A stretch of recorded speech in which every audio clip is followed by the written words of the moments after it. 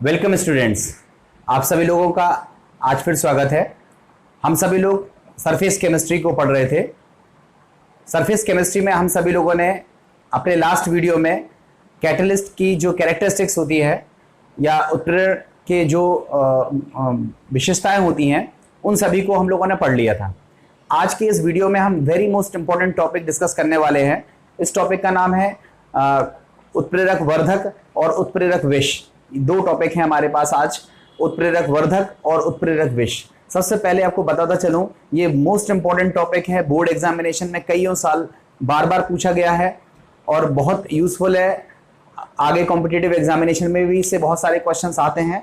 इसको आप ध्यान से पढ़ेंगे तो आपको ये वीडियो बहुत अच्छे से समझ में आएगा और उसके बाद फिर आप अपना नोट्स बना लीजिएगा। इसको पहले आप समझ लीजिए क्योंकि इसमें लिखने से ज़्यादा इंपॉर्टेंट समझना है। देखो, मैंने कुछ पॉइंट्स यहाँ लिख रखे हैं, वो केवल इसलिए जिससे आपकी टाइम सेविंग हो। आप देखिए, सबसे पहले हम बात करते हैं, जैसे कोई रिएक्शन है, जैसे कोई हमने रिएक्शन ली है, उसमें हमने कुछ रिएक्टेंट लिया है, अभिकारक लिए हैं और उनकी रिएक्शन हो रही है और उससे प्रोडक्ट बन रहा है। और इस रिएक्शन में हमने एक कैटलिस्ट ले लिया है, उत्प्रेरक ले लिया है। आप सभी को पता है कि जो कैटलिस्ट होते हैं वो अपनी प्रेजेंस से, अपनी उपस्थिति से क्या करते हैं, अभिक्रिया के वेग को बढ़ा देते हैं या घटा देते हैं। ठीक है, अब देखो यहाँ पर आप थोड़ा सा समझिएगा। मैं आपको एक एग्जांपल देता हूँ, वो आपको ज़्यादा अच्छे तरीके से इस चीज़ को क्लियर कर देगा। देखो, हमने ये बोला कि एक आप हो और एक आपका दोस्त है।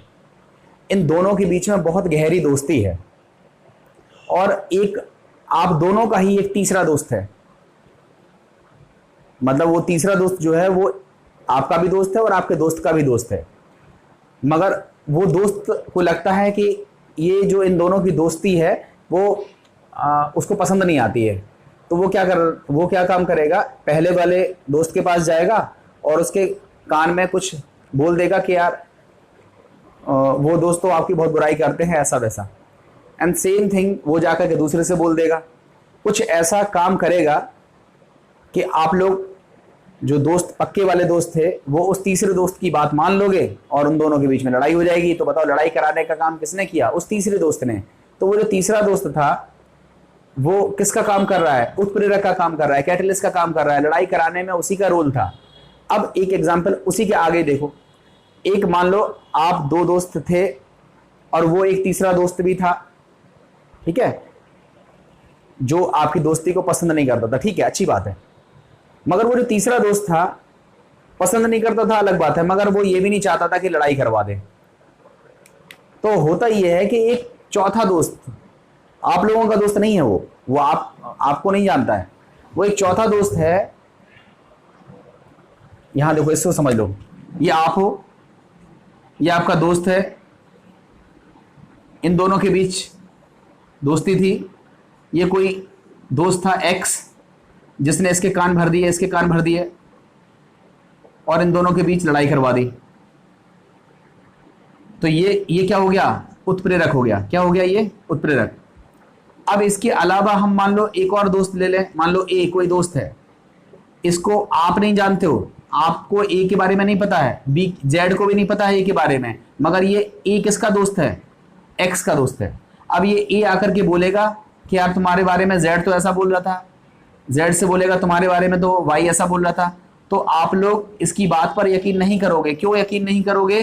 क्योंकि ये तो आपको दोस्त है ही नहीं है, आप तो इसको जानते तक नहीं हो, तो आप इसकी बात पे कैसे यकीन कर लोगे?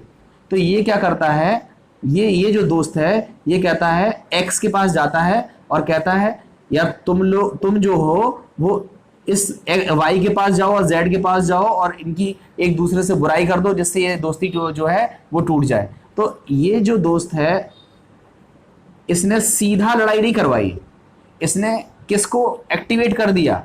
एक्स को एक्टिवेट कर दिया। और ये एक्स था कैटलिस्ट, ये एक्स था उत्प्रेरक। लड़ाई करवाने वाला कौन था? एक्स। मगर ये लड़ाई करवा नहीं रहा था, इसको लड़ाई करवाने के लिए उकसाया किसने? ए ने उकसाया है। तो ये जो ए है वो कहलाता है वर्धक। मतलब ऐसा पदार्थ, ध्यान से समझिएगा, मतलब ऐसा पदार्थ जो खुद उत्प्रेरक नहीं है। ये ए जो है वो कैटलिस्ट नहीं है, एक ऐसा पदार्थ जो खुद कैटलिस्ट नहीं है। ये बहुत इंपॉर्टेंट लाइन बोल रहा हूं, इसको ध्यान से सुनना। ऐसा पदार्थ जो स्वयं उत्प्रेरक नहीं है, मगर वो काम कैसा करता है कि वो उत्प्रेरक की सक्रियता को, एक्टिविटी को बढ़ा देता है, एक्टिविटी को बढ़ा देता है। और जब एक्टिविटी बढ़ जाएगी, उत्प्रेरक की सक्रियता बढ़ जाएगी, तो स्पीड भी क्या हो जाएगी, बढ़ जाएगी। तो एक तरह से ये देखो कि ये जो पदार्थ ए था ये उत्प्रेरक नहीं था, मगर इस पदार्थ ए ने इस उत्प्रेरक की सक्रियता को क्या कर दिया, बढ़ा दिया। और उत्प्रेरक की सक्रियता को बढ़ाने की वजह से अभिक्रिया का वेग बढ़ गया। तो वे पदार्थ जो स्वयं उत्प्रेरक नहीं होते हैं किंतु उत्प्रेरक की सक्रियता को बढ़ा देते हैं, उन्हें हम क्या कहते हैं, उत्प्रेरक वर्धक कहते हैं, कैटालिटिक प्रमोटर कहते हैं, या सिंपली प्रमोटर कहते हैं। तो परिभाषा समझ आ गई होगी। वे पदार्थ जो खुद उत्प्रेरक नहीं है किंतु अपनी उपस्थिति से उत्प्रेरक के वेग को, उत्प्रेरक की सक्रियता को बढ़ा देते हैं, जिससे अभिक्रिया का वेग बढ़ जाता है, तो ऐसे पदार्थों को हम क्या बोलते हैं, उत्प्रेरक वर्धक कहते हैं, कैटालिटिक प्रमोटर कहते हैं। अब देखो, कैटालिटिक प्रमोटर के कम से कम 2 एग्जाम्पल तो आपको एटलीस्ट याद होने चाहिए, और आप और ज्यादा याद कर ले बेहतर चीज है, बट कम से कम 2 एग्जाम्पल आपको याद होने चाहिए। वो 2 एग्जाम्पल कौन से हैं उसको देखिए। इसमें से जो पहला एग्जाम्पल है वो लिखा हुआ है, देखो, हेबर विधि। आपको बता दिया था हमने कि जो हेबर विधि होती है वो अमोनिया के निर्माण की विधि होती है। हेबर विधि किसकी निर्माण की विधि होती है, अमोनिया की। समीकरण भी आपको पता था, नाइट्रोजन की रिएक्शन हम किससे कराते हैं, हाइड्रोजन से कराते हैं, तो हमको आउटपुट क्या मिलता है, अमोनिया गैस मिलती है। अमोनिया बनाने की ये विधि जो है वो कौन सी विधि कहलाती है, हेबर विधि कहलाती है। अब इस हेबर विधि में जो कैटलिस्ट होता है, ध्यान रखिएगा, जो कैटलिस्ट है वो होता है आयरन। ध्यान रखिएगा, ये जो Fe है जो हमने लिखा हुआ है, ये किसका काम कर रहा है, उत्प्रेरक का काम कर रहा है, कैटलिस्ट का काम कर रहा है। अब अकेले कैटलिस्ट से काम चलता नहीं है, इसलिए हम इसमें इस कैटलिस्ट की एक्टिविटी को बढ़ाने के लिए, उत्प्रेरक की सक्रियता को बढ़ाने के लिए हम इसमें एक पदार्थ मिलाते हैं, मोलिब्डेनम। और ये जो मोलिब्डेनम होता है वह किसका कार्य करता है, वर्धक का कार्य करता है। वह किसका कार्य करता है, वर्धक का कार्य करता है, प्रमोटर का कार्य करता है। तो आपसे पूछा जाता है कि अमोनिया बनाने की जो हेबर विधि है उसमें उत्प्रेरक का कार्य कौन करता है, तो याद रखिएगा उसमें उत्प्रेरक का कार्य कौन करता है, आयरन, और वर्धक का कार्य कौन करता है, मोलिब्डेनम। ये मोस्ट इंपॉर्टेंट क्वेश्चन है, बहुत पूछा जाता है। एक दूसरा उदाहरण देखिए, ये दूसरा उदाहरण है वॉश प्रक्रम। ये हमने आपको याद नहीं कराया है, याद अभी कर लीजिए। ये है वॉश प्रक्रम, और जो वॉश प्रक्रम है उससे कौन सी गैस बनाई जाती है, हाइड्रोजन गैस। बहुत पूछा जाता है कि वॉश प्रक्रम किस पदार्थ को बनाने के लिए इस्तेमाल किया जाता है। वॉश प्रक्रम का उपयोग हम कहाँ करते हैं, हाइड्रोजन गैस बनाने में करते हैं। इसमें करते क्या है, हम कार्बन मोनोऑक्साइड की रिएक्शन करते हैं। देखो यहां पर हम क्या करते हैं, कार्बन मोनोऑक्साइड की रिएक्शन करते हैं वाटर के साथ, उच्च तापमान की उपस्थिति में करेंगे। यहां पर 2 पदार्थ लिए जाते हैं। एक पदार्थ का नाम होता है Fe2O3। ध्यान से समझिएगा, Fe2O3 ये कार्य किसका करता है, उत्प्रेरक का। याद रखिएगा, वॉश प्रक्रम में उत्प्रेरक का कार्य कौन करता है, Fe2O3। और इसमें एक पदार्थ और लिया जाता है, उसका नाम होता है Cr2O3। उसका नाम होता है Cr2O3। और ये जो Cr2O3 है, इसका काम है इस उत्प्रेरक की सक्रियता को बढ़ा देना। इसलिए ये जो किसका काम करता है, ये वर्धक का कार्य करता है। तो आप याद रखिएगा कि जो वॉश प्रक्रम है उसमें उत्प्रेरक का कार्य कौन करता है, Fe2O3, और Cr2O3 किसका कार्य करता है, वर्धक का कार्य करता है। और फाइनली इस रिएक्शन में बतौर आउटपुट आपको क्या प्राप्त हो जाएगा, कार्बन डाइऑक्साइड मिलेगा, और कौन सी गैस मिल जाएगी, हाइड्रोजन गैस। तो ये हाइड्रोजन गैस बनाने की प्रोसेस है जिसका नाम है वॉश प्रक्रम। कैटलिस्ट कौन सा होता है, Fe2O3, और प्रमोटर क्या होता है, Cr2O3। तो ये आपने उत्प्रेरक वर्धक की परिभाषा और उदाहरण सीख लिए। आपका इतने में काम चल जाएगा। देखो पेपर में क्या आता है, उत्प्रेरक वर्धक क्या होते हैं, आंसर आप फटाफट लिख सकते हो। वे पदार्थ जो खुद तो उत्प्रेरक नहीं होते हैं किंतु वे अपनी उपस्थिति से उत्प्रेरक की सक्रियता को बढ़ा देते हैं, ऐसे पदार्थों का नाम होता है उत्प्रेरक वर्धक या कैटालिटिक प्रमोटर। और उदाहरण क्या है वो आपके सामने दिख रहे हैं।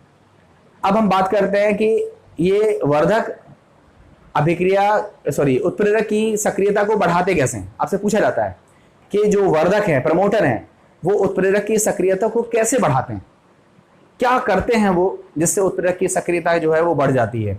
तो याद रखिएगा उसके 2 लॉजिक होते हैं। देखो इसकी जो मैकेनिज्म है, प्रमोटर कैटलिस्ट की एक्टिविटी को कैसे इंक्रीज करते हैं, इसको लेकर के कई लोगों ने अपनी अपनी विचारधाराएं दी हैं। ये केवल अनुमान मात्र है, ये ऐसा प्रिडिक्शन है लोगों का, हाँ ऐसा होता होगा। कोई वेल प्रूव्ड ये कोई थ्योरी नहीं है कि प्रमोटर इस तरह से काम करता है और हम उस थ्योरी को आपको बता दें। ये केवल अनुमान है, प्रिडिक्शन है कि हाँ प्रमोटर ने ऐसा किया होगा जिसकी वजह से कैटलिस्ट की एक्टिविटी इंक्रीज हो गई या बढ़ गई। देखो, कैटलिस्ट की एक्टिविटी को आपको समझने के लिए सबसे पहले सीखना होगा सक्रिय केंद्र। मैं यहाँ थोड़ा हटा रहा हूँ, ठीक है। देखो, सबसे पहले हम आपको बताते हैं सक्रिय केंद्र क्या होते हैं, याद से समझिएगा। सक्रिय केंद्र जिसको बोलते हैं एक्टिव सेंटर, ठीक है। सक्रिय केंद्र क्या होते हैं इसको समझिए। जैसे मान लो हमारे पास ये कोई धातु है, मान लो उसका नाम है ए। तो धातु के एक टुकड़े में आपको पता है बहुत सारे परमाणु, धातु के परमाणु मौजूद रहेंगे। हमने थोड़ी देर के लिए मान लिया कि इस धातु की जो संयोजकता है वो 4 है। तो बताओ ये धातु कितने बॉन्ड बनाएगी? 1 2 3 4 बनाएगी। सभी धातुएं 4-4 बॉन्ड बनाएंगी। तो आप खुद से बताओ कि जो धातु सतह पर है, सतह के अंदर है, सतह के अंदर है, सतह के अंदर देखो कौन सा परमाणु आपको दिखाई दे रहा है? ये देखो, ये है सरफेस के इनसाइड, अंदर। तो इसने तो 4 बॉन्ड बनाए हुए हैं, दिख रहा है। मगर जो धातु का परमाणु सरफेस पर है, सतह पर है, देखो सतह ये वाली भी है, सतह ये वाली भी है, सतह ये वाली भी है, सतह ये वाली, 4 तरफ सतह है। तो जो सतह पर जो परमाणु है उसने कितने बॉन्ड बनाए हैं? 1 2 और 3 बॉन्ड बनाए हैं। और ये बॉन्ड क्या है? छूटा हुआ है, फ्री है। तो ये कहलाता है एक्टिव साइट, या इसको बोलते हैं सक्रिय केंद्र। तो देखो, सक्रिय केंद्र ये भी है, सक्रिय केंद्र ये भी है। जहां पर भी बॉन्ड बना नहीं है वो बॉन्ड क्या हो जाएंगे? सक्रिय केंद्र हो जाएंगे। वो क्या हो जाएंगे? सक्रिय केंद्र हो जाएंगे। इनको क्या बोलेंगे? सक्रिय केंद्र। ये क्या चीज है? सक्रिय केंद्र है। होता यह है कि इस उत्प्रेरक पर हमारा कोई रिएक्टेंट आता है। मान लो रिएक्टेंट का नाम है X और रिएक्टेंट का नाम है Y। तो देखो, रिएक्टेंट क्या होते हैं? रिएक्टेंट मतलब अभिकारक। अभिकारक की क्रिया होनी है और क्रिया करने के लिए उनको कहीं बैठना पड़ता है। और वो बैठते कहां पर हैं?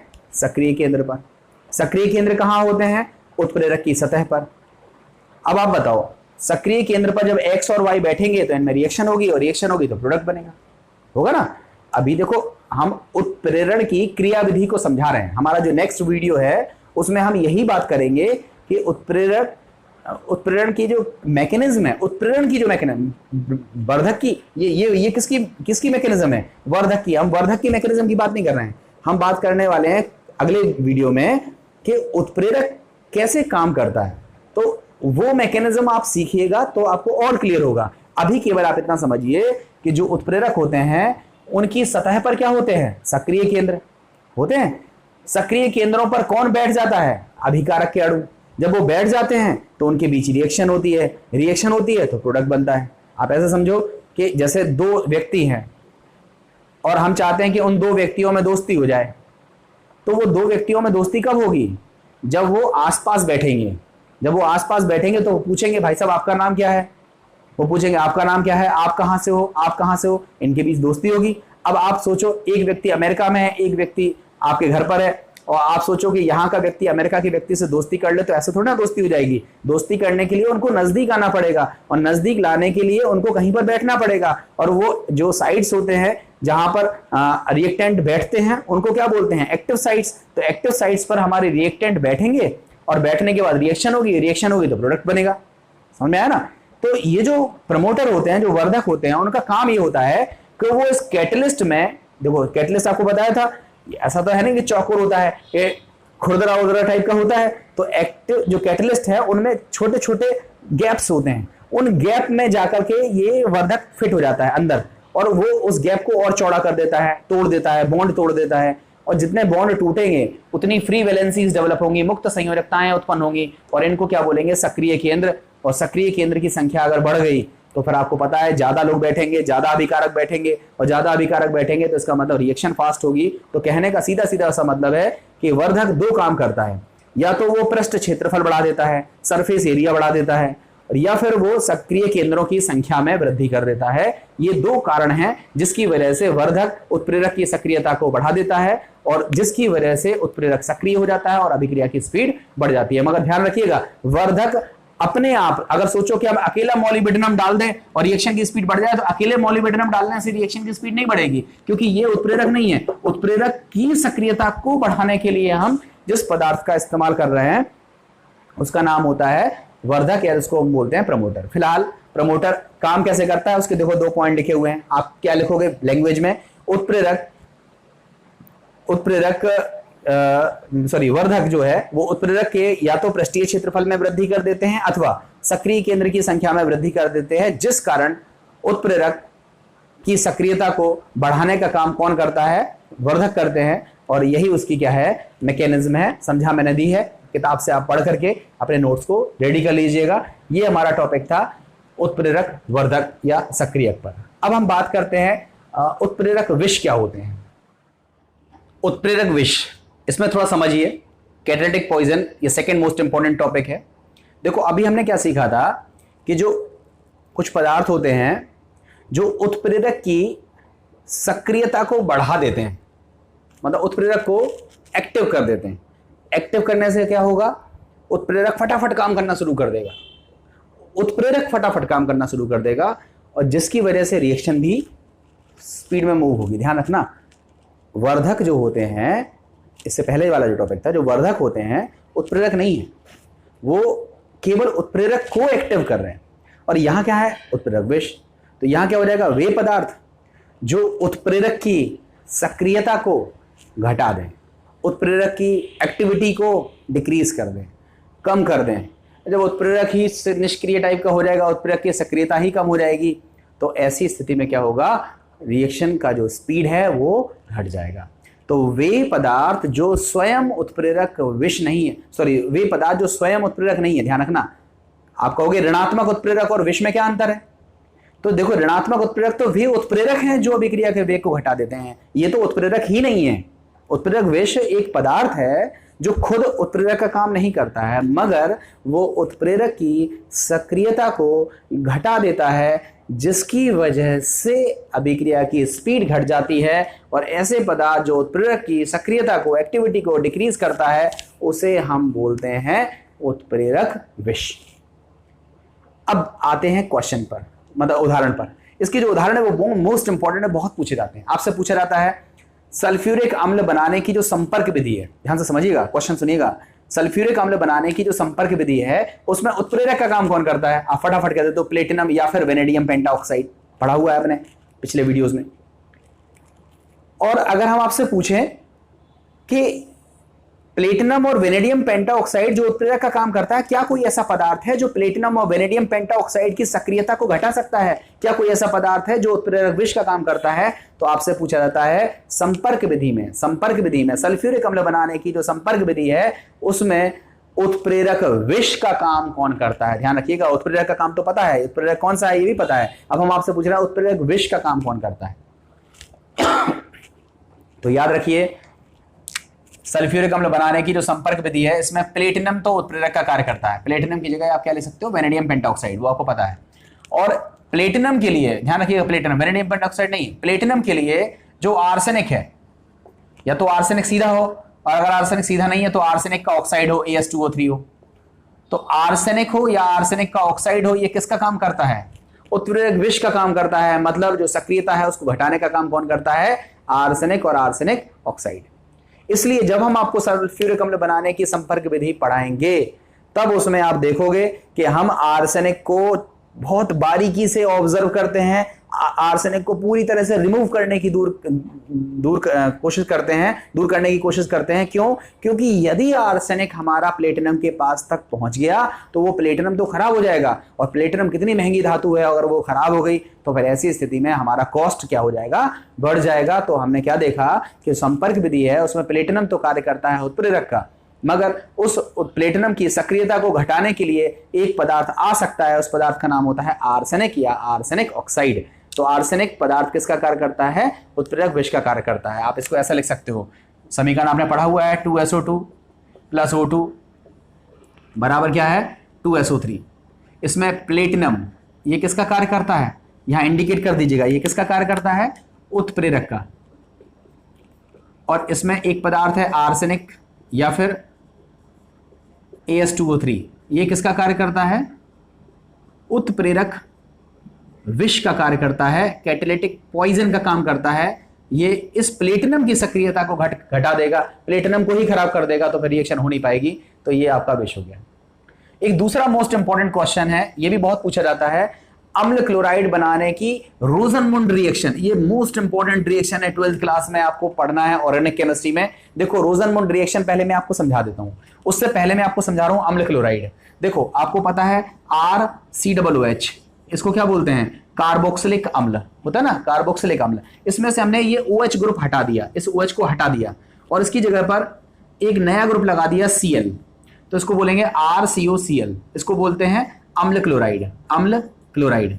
देखो अम्ल था, अम्ल में OH हटा के हमने Cl लगाया, तो ये अम्ल का एक डेरिवेटिव बन गया, उस डेरिवेटिव में क्लोरीन यूज हुआ है, इसलिए इसको हम क्या बोलते हैं, अम्ल क्लोराइड।